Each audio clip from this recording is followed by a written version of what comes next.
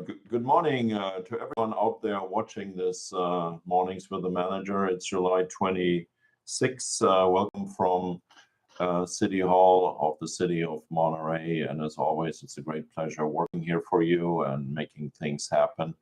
Thank you so much for tuning in. A few things that I want to share with you today. Let's start first with how the summer is going.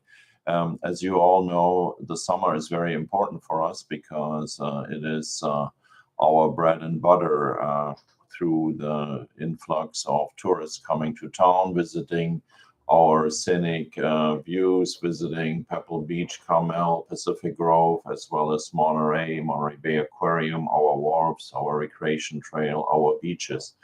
And so the summer basically sets the tone for the city also in what we can afford and what we can provide as services throughout the year. We wouldn't have a library the way we have a library right now if it weren't for the inflow of tourism dollars through the hotel tax and the sales tax. That same goes for every other department here in the city of Monterey, not just the library, but also our recreation programs, our public works programs, our public safety programs.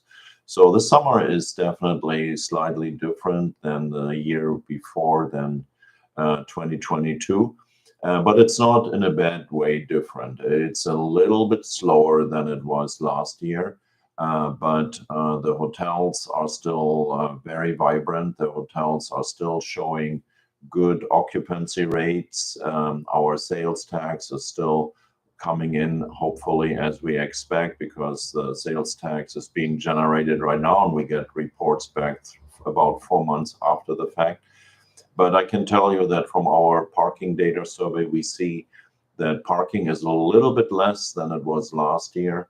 And some other indicators show that the same. In May, we had a transient occupancy tax, hotel tax, which was about $100,000 higher than the year before. In May 2022, it was 3.1, and in May 2023, it was 3.2 million, so about $100,000 more.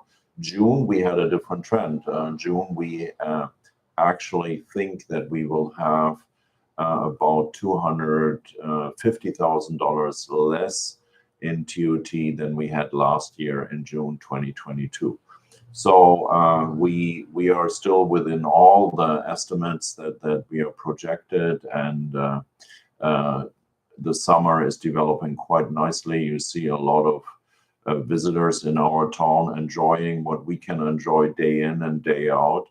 The heat wave, of course, is bringing people down here.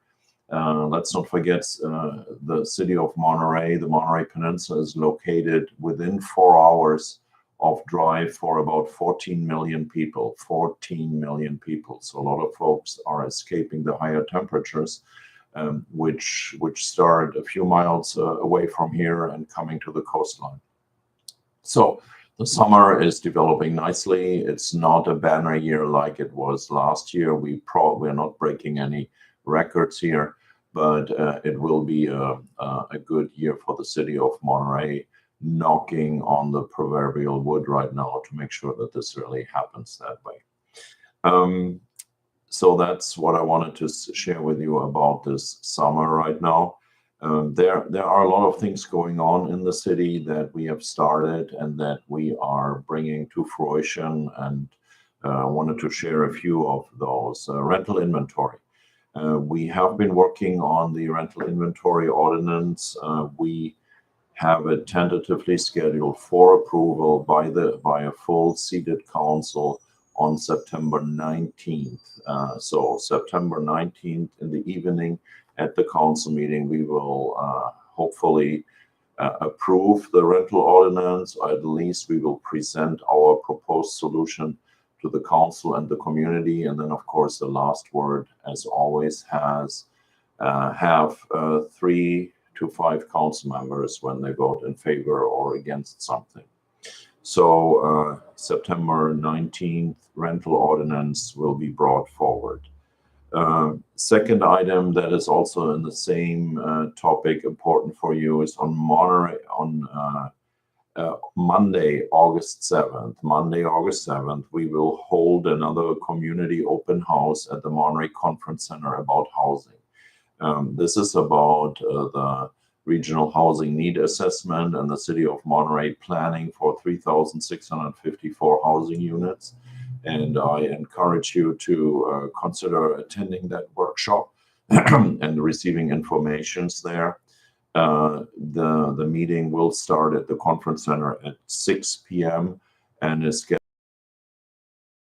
If there is no interest, we might close it earlier than 8:30. So don't to just sit there from 6 to 8:30. And if everything has been said and done, to continue doing that. I saw there were some comments posted on some of the social media sites about the last meeting that was scheduled also, I believe, from 6 to 8:30, and I think we shut it down by 8 o'clock because everybody who wanted to speak had spoken, and there was no need to sit longer there. So again, Monday, August 7th, at the Monterey Conference Center, it will be between 6 and 8:30, and what we are trying to do is we like to present to you what are the strategies to build 3,654 additional housing units for the city of Monterey as required by the state of California HCD and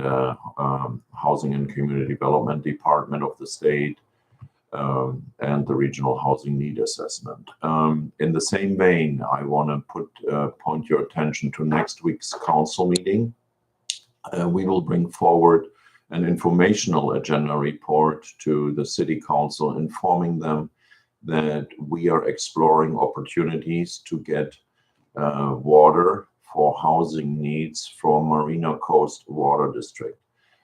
That's a new approach in the collection of water supply ideas.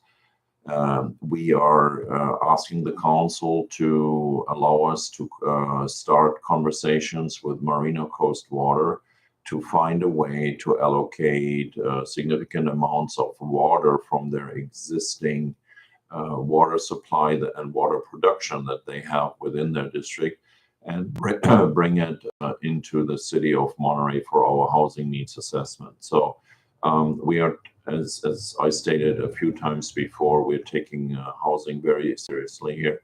And we know that our own water district is not able right now to provide us with water that allows housing projects.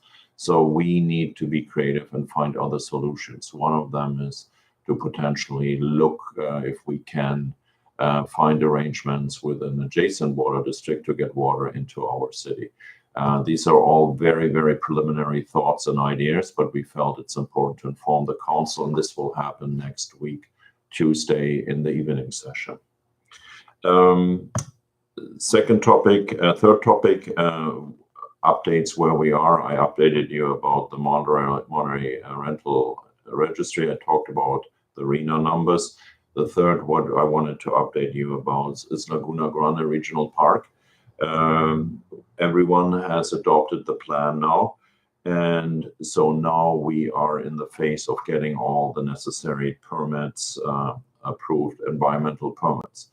There is a litany of agencies that have a say about what we are doing, and trust me, even after we have all their okays, there may be someone somewhere, an agency, raising their hand and say, you didn't ask me about A, B, C, D, E. So that is a process that takes place. We hope that we get all the permits in place, and so we hope that somewhere in 2024 we can start actually the implementation of the plan at Laguna Grande Park. Talking about plans, the Community Wildfire Protection Plan is scheduled to be adopted by the city of Monterey in August. It will provide guidance for the cities of Monterey, Pacific Grove, and Carmel by the sea to understand and react to wildfires. All the program updates they are just shared for you are available for you and for a lot of other things at Have Your Say Monterey. just type in into your search engine "Have Your Say Monterey," and it takes you directly onto the various topics where we basically totally transparently share with you where we are on each single topic. Cannabis is one of those also where you find updates on Have Your Say Monterey. And we are in the middle of the environmental review process. The council approved the project description. The environmental review is going on as we speak. And we are also connecting with another third party to define the request for proposal process. That's a very interesting process. And all those companies that will apply need a clear document that ensures that the process is fair and equitable for everyone.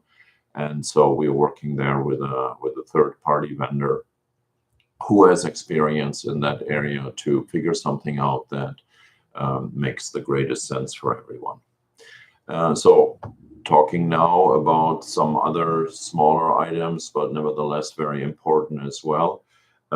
Yesterday, I had a chance to give a 50-year employment recognition anniversary pin to Fire Captain Ray LaFontaine. Ray works for the city of Monterey for more than 50 years, and we had to special order a 50-year pin. We have 20-year pins, 25-year pins, even 30-year pins here easily available. But achieving an accomplishment of 50 years is rather unusual. And so yesterday we had a tiny little ceremony here. We honored Ray already in front of council. But yesterday, once the pin arrived, we made it an extra effort to honor him in a small circle with firefighters, the fire chief, assistant fire chief, division chief on duty, and others to honor Ray. And again, Ray LaFontaine started in 1973, and he is a great example for all of us and also his firefighting colleagues in how to do it right, and also in how to work always hard for the benefit of the community. Ray is many times out on strike team missions, which are up and down the state during fire missions. So he's also away from home many weeks during the course of the year, fighting fires up and down California or even out of state. So congratulations, Ray. 50 years, that's quite an accomplishment. This Friday, the Monterey Police will host another Coffee with a Cop. It will be from 9 to 11 on Friday at East Village Coffee at 498 Washington Street. So we hope you can stop by, talk to the officers, share with them your observation, ask them about topics such as homelessness you see, crime you may see, tents on the beach, whatever you want to bring up. We are hosting those meetings with the cop to also connect cops and connect you with cops. But importantly, also, it's absolutely necessary that we share with you what we are doing, and that will be this Friday, Coffee with a Cop at East Village Coffee, 498 Washington Street. There's another thing that you might be aware of. We are in the process of hiring another resource for the Monterey Police Department, which is the navigation, a homeless navigator. This person will help people to find their way through the jungle of providers here, social service providers, to help them navigate and get a social security card, get housing, get into a addiction program, etc., etc. So we are right now having this position out. It's an open recruitment. Anyone can apply. It's, I believe, very fairly compensated. We benchmarked it against social workers in the county. So if you know someone or if you want to apply for that, please feel free. Our program that we have created since 2017-18 here in the city, which is the multidisciplinary outreach team, has been very successful. And we believe that this will be another critical element to provide help for those folks who are unhoused, living on the street, and really want to get back in on their feet. So we can only do as much as people are willing to accept our help. This person, this position, including all the other resources we are offering, will be very, very helpful for them. Talking about other programs, we will host Parking Day again. That's a wonderful event where we basically turn parklets on Alvarado Street into small event centers where different groups are presenting their topics. Up and down Alvarado Street, you will see the library presenting, Parks and Recreation, the Sports Center, the firefighters, the police, public works. So it will be a presentation, and we basically decorate the parklets in ways you've never seen parklets decorated. So it will be hosted on Friday, September 15, from 10 to 2:30. It will be on the 400 block of Alvarado. That's the block where the Golden State Theater is, and Alvarado Street Brewery, and the Bagel Bakery, and all the other places you guys know and like. Talking about recreation, they will be presenting there, as well as the Sports Center. Our recreation program is in full swing. We are actually, I believe, in the last quarter of our summer program that we call quietly also, it's like the Olympics for us, because every day something is going on. It has been a very, very successful program. Our camps have been sold out. We have waiting lists everywhere. The numbers are as high as they ever been. And so we are at the back end of Camp Quien-Sabe. It's the last week of Camp Quien-Sabe. I believe also it's Whispering Pines last week.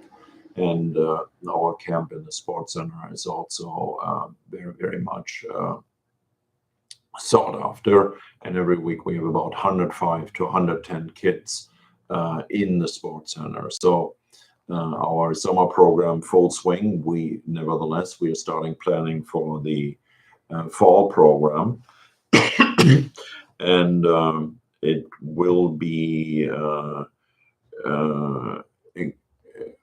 it will include youth soccer, and that registration will open any day now as well. So last good news about the Sports Center is we are expanding the hours. As we see our customers are returning, we are also getting into the possibilities again of providing more services. More paying customers means that we can also gradually increase our service levels. Sports Center will open longer, starts on Monday, July 31st. It will add an hour of opening to it, weekdays from 5:30 to 9, and on weekends from 8 to 5. And as always, be assured that we will continue to tinker with the system in the Sports Center, and we will continue to adjust the hours as we see it made possible by you, our customers, and of course, as we see it possible with that, as our finances allow us to pay for that. As you know, the Sports Center manager position is still vacant. I want to give you an update. We are scheduling interviews for candidates right now, and hopefully by the end of August, we may have somebody hired back, or at least offered employment for that person. With that, I wrote down a bullet point speaking about employments. It's very hard for us in the city right now to find adequate staffing levels. We still carry right now, I think the last number was 60 vacant full-time positions. We are posting job recruitments, job openings constantly on the web and all the different sources where you let people know that you have a job opening. But it's very, very difficult for us to find folks. And it's also difficult to find for us part-timers. We have really challenges in hiring engineering professionals. And it's for the first time in my career that I see we have sufficient funding for engineering projects through NCIP, CIP, Measure P and S money for road resurfacing, but we do not have on the other side sufficient numbers of engineers, despite several recruitments that we had run over the past couple of months. So what we are doing right now is we're taking a very brief thinking pause and trying to figure out new strategies and how to get engineers here into the city, because I understand that you, our residents, will of course understand to a degree that engineering positions are difficult to recruit for. But on the flip side is you will also expect us to find ways of addressing that. So stay tuned on this one. We are trying to find creative solutions. Hiring in general is difficult. Hiring for engineers is almost impossible. Talking about events, Car Week is almost here, August 11th to 20th. Car Week gets centralized, organized by the Maury Conference and Convention Visitors Bureau, MCCVB. There was a kickoff meeting, I think, last week the week before at Laguna Seca, WeatherTech Raceway. The information policies for Car Week have been really streamlined over the years. There are good ways of finding information centralized on the MCCVB website. We will have, of course, the premier event in the city will be RM Sotheby's. That's the large-scale auction where they usually sell cars anywhere between $200 to $250 million. They will take over the conference center, both floors, and of course the ballrooms at the Portola Hotel, and then of course they have their car exhibit at the Custom House Plaza. Again, this is the premier event, and we're looking forward of hosting them here, and a lot of non-profits are benefiting from that and receiving some fees for the services they actually provide during Car Week, and one of them is also Sotheby's, which partners with a non-profit there to help them organize and set the event up and watch over the cars, etc., etc. So it should be a great event again. And when people complain about the traffic there and the other issues, I always like to remind you, yes, there is more traffic. Yes, more people are there in town. But yes, we can also hire more people here in the city to ensure that you live safely, that you have more services than any other city provides around us. And it's maybe a price that people should consider are willing to pay in exchange for the service levels that we continue to offer to all of our residents.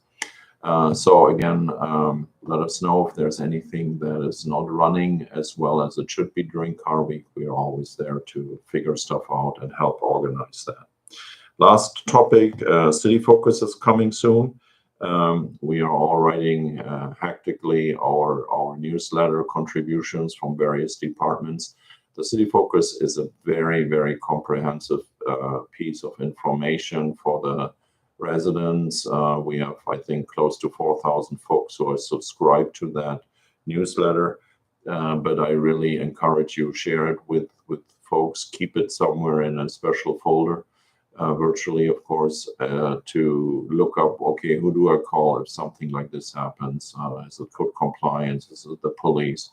How do we deal with recycling? How do we deal with battery recycling? All those things are getting mentioned over time in the City Focus. It's just a splendid way of learning more about the city. And as always, if you need to learn more about it, email us at suggest@monterey.org. or give the city manager's office a call, and we will be happy to point you into the right direction and help you. That's all for this Wednesday. I thank my 6 faithful watchers for their loyalty to watching this Mornings with the Manager. And as always, what I always say at the end, we all enjoy working for the city of Monterey. It's a pleasure serving you. And if there's anything that we can do to make your life better or easier, or you have a question, just get into contact with us and we will take care of you as best as we can. With that, have a wonderful Wednesday and a great week. Bye-bye.